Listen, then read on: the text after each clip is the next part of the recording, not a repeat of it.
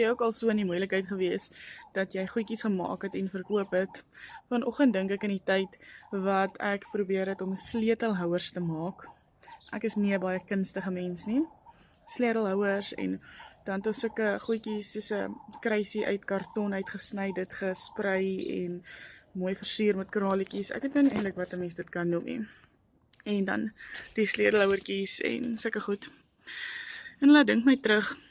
My ma het my altyd gemotiveer om iets te doen. Al was dit iets klein, al was dit ietsie sleutelhouers en dan hierdie 'n tafel by die Kersmark en dan verkoop jy jou goedjies daar.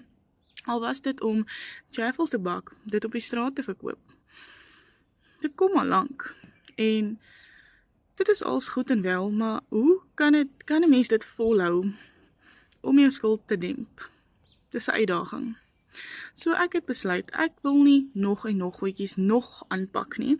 Ek wil vir my iets kry, ietsie anders, ietsie waar ek slimmer kan werk en nie harder nie.